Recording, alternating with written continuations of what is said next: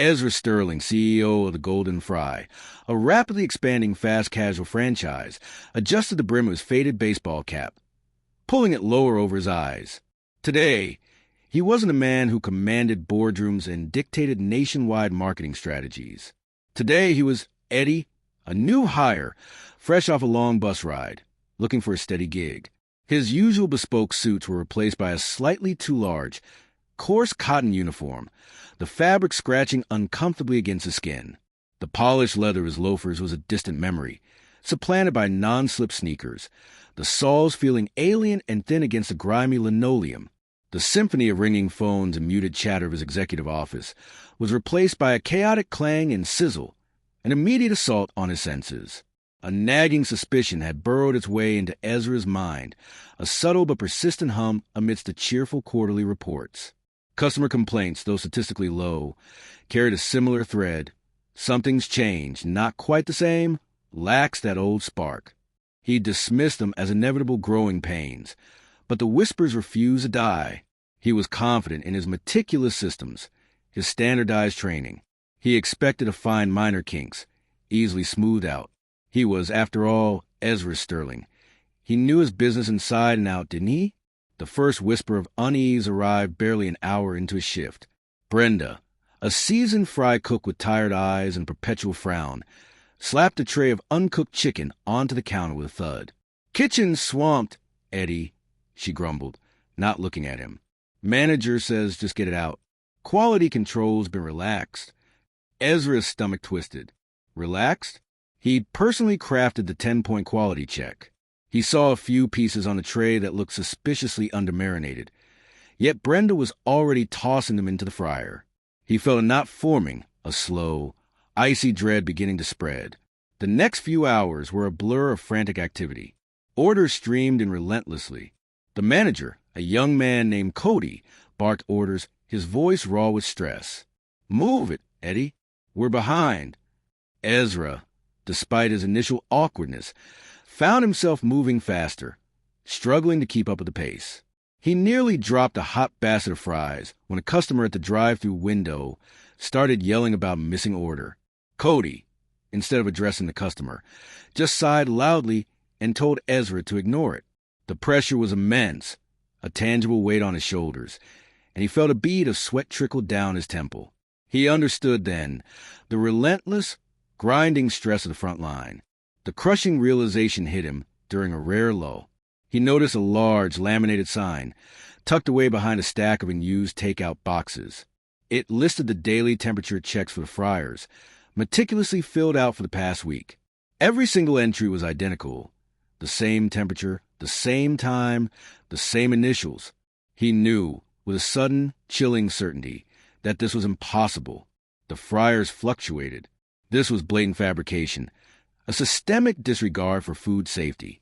A coldness spread through him. His chest tightened, a stabbing realization of a truth he had been blind to, a truth that could jeopardize everything.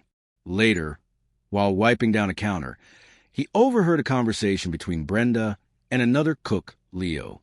Leo, a soft-spoken man who always seemed to be cleaning something, was talking about his daughter's upcoming surgery. "The insurance barely covers anything," Leo said, his voice barely a whisper. "And with the hours getting cut, I don't know, Brenda. I just don't know how I'll make it work." Brenda sighed. "They don't care, Leo. Just keep your head down." Ezra's heart ached. He had always prided himself on fair wages, on good benefits. To hear such raw, quiet desperation, to witness the quiet suffering of someone so dedicated, pierced him to his core. The absolute gut-wrenching betrayal came late that night, just before his shift ended. He was tasked with clearing out the back storage room, a rarely used space. Behind a stack of empty crates, he found it, a worn, tattered binder, its pages filled with handwritten notes and official-looking forms. It was Cody's personal log. It detailed, in painstaking accuracy, every time an old batch of oil was stretched beyond its lifespan, every instance of an expired ingredient being used, every official complaint from staff regarding understaffing that had been ignored and even marked as resolved in the company system. But the most horrifying entry, underlined repeatedly, detailed a directive from regional management. Minimize waste at all costs. Quality is secondary to profit margins. Ezra stopped cold, his breath caught in his throat, his blood running cold.